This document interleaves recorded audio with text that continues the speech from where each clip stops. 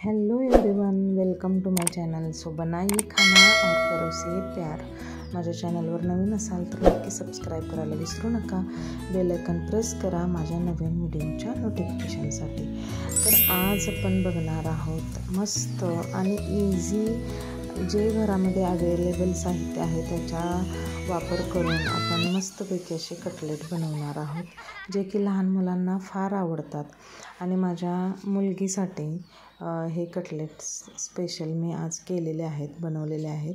आणि ते कसे बनवायचे आणि टिप्स अँड ट्रिक्स काय आहेत ते बघण्यासाठी शेवटपर्यंत व्हिडिओ बघत राहा. तर मी इथे बटाटे घेतलेले आहेत. हे अर्धा ते पाऊण किलो असे असतील बटाटे. आणि मी हे कुकरला 3 शिट्ट्या देऊन शिजवून घेतलेले आहेत. हे अगदी व्यवस्थित शिजवून घ्यायचे आहेत, कच्चे राहता कामा नयेत, कारण आपण कटलेट्स बनवणार, त्याला सॉफ्ट असे पाहिजेत. त्याचबरोबर इथे तुम्ही बघू शकाल, मी इथं जे पोह्यांचा चिवडा आपण बनवतो ते पोहे, दगडी पोहे वगैरे म्हणतो त्याला आपण, जे दिवाळीमध्ये आपण बनवतो त्या पोह्यांपासून जो चिवडा बनवतो ते पोहे आहेत. हे माझ्याकडे घरी स्टॉकमध्ये थोडे होते, त्याचा यूज मी आज इथं करणार आहे. त्याचबरोबर मी इथं जिरा पावडरही वापरणार आहे, हळद, लाल मिरची पावडर, त्याचबरोबर आलं लसूण पेस्टचा वापर ह्याच्यामध्ये करणार आहे. त्याचबरोबर आपण इथे कोथिंबीरही भरपूर प्रमाणात वापरणार आहोत. तर इथे तुम्ही बघू शकाल आपले बटाटे उकडून तयार झालेले आहेत, चांगले शिजलेले आहेत. आपण याच्यामध्ये सुरी खोचून बघायचे आहे, कारण का हे बटाटे अगदी व्यवस्थित शिजणं फार गरजेचं आहे. ह्याच्यावरची सालं काढून मी घेतलेली आहे. ह्याच्यामध्ये इन्ग्रेडियंट्स ॲड करते. तर मी जिरा पावडर अर्धा चमचा मी टाकलेले आहे, अर्धा चमचा आलं लसूण पेस्ट, त्याचबरोबर इथं मी कोथिंबीर ॲड करते. तसंच थोडंसं आपण पाव चमचा हळद ॲड करणार आहोत. त्याचबरोबर इथे आपण लाल तिखट म्हणजे काश्मीरी मिरची पावडर इथं ॲड करणार आहोत. त्याच्याऐवजी तुम्ही मिरच्याही वापरू शकता, हिरव्या मिरच्या. त्याचबरोबर मी इथं वापरणार आहे सेंधव मीठ आणि काळं मीठ. इथं तुम्ही काळं मीठ आपण इथं वापरणार आहोत. त्याचा एक टेस्ट फार छान असते काळ्या मिठाची, त्यामुळं इथं काळ्या मिठाबरोबरच आपण रेग्युलर जे मीठ वापरतो ते मी मीठ वापरणार आहेत. हे चवीनुसार आपण वापरायचं आहे. त्याचबरोबर आपण याच्यामध्ये हिंगही वापरणार आहोत. हिंग झाल्यानंतर आपण जे पोहे घेतले होते ते मिक्सरमध्ये थोडेसे क्रश करून घ्यायचे आहेत, म्हणजे जाडे भरडे आपण वाटून घेणार आहोत. इथं बघू शकाल आपलं हे क्रश झालेलं आहे. अशा पद्धतीने रवाळ असं आपण याला क्रश करून घ्यायचं आहे. इथं मी फ्रोझन मठार उकळत्या पाण्यामध्ये टाकून एक उकळी काढून घेतलेली आहेत. आणि जी पावडर आहे पोह्यांची ती बाजूला आपण ठेवतो. आणि हे जे त्याच मिक्सरमध्ये आपण हे जे मटार आहेत फ्रोझन मटार ते आपण थोडेसे क्रश करून घेणार आहोत, जेणेकरून जे बाइंडिंग आहे ते व्यवस्थित आपल्याला कटलेटचा आकार देता येईल. इथे इतरही भाज्या तुम्ही वापरू शकता, शिमला मिर्च वापरू शकता किंवा इतर ज्या तुमच्याकडे भाज्या अवेलेबल आहेत त्या तुम्ही याच्यामध्ये ॲड करू शकता.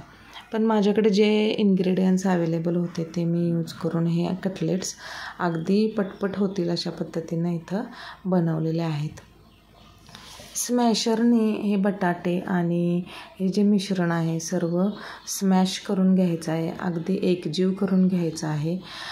थोडासा बटाटा अगदी थोडा मोठा राहिला तरी चालेल, पण जास्त मोठा राहू नये, कारण कटलेटचा आकार आपल्याला त्याला द्यायचा आहे. तर हे पूर्ण स्मॅश करून आपण घेऊ.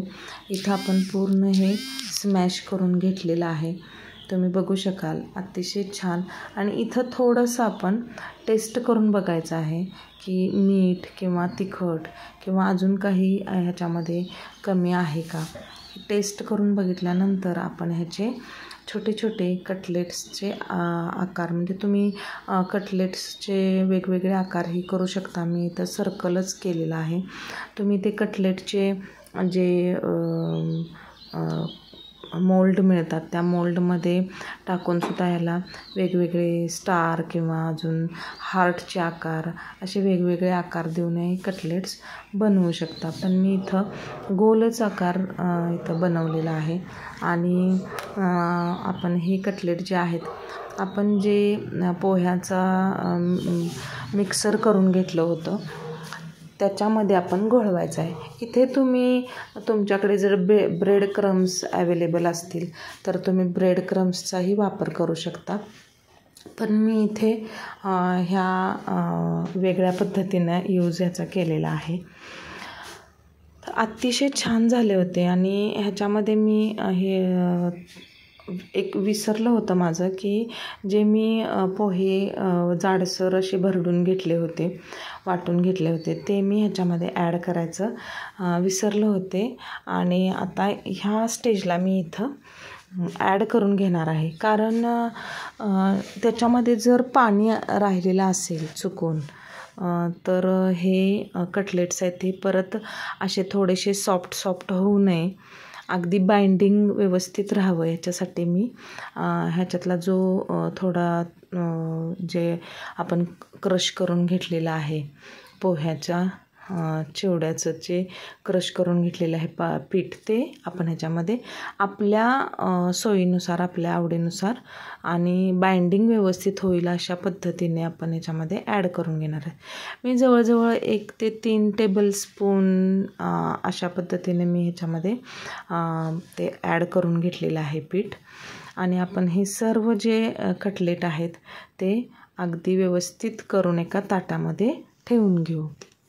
इथं जवळजवळ 16 कटलेट्स आपले इथं तयार झालेले आहेत.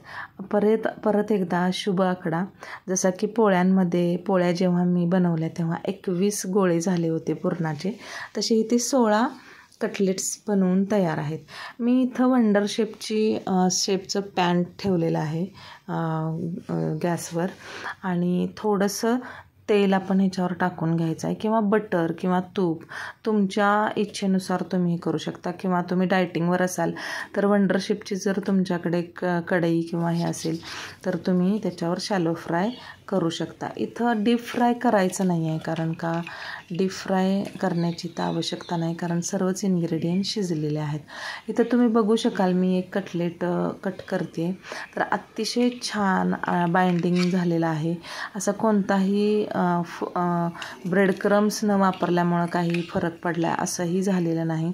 आणि अतिशय छान असं बाइंडिंग होऊन एक सुंदर असं कटलेट आणि चविष्ट कटलेट आपलं इथं बनवून तयार आहे. नक्की ट्राय करा आणि शेवटपर्यंत बघता त्याबद्दल थँक्यू.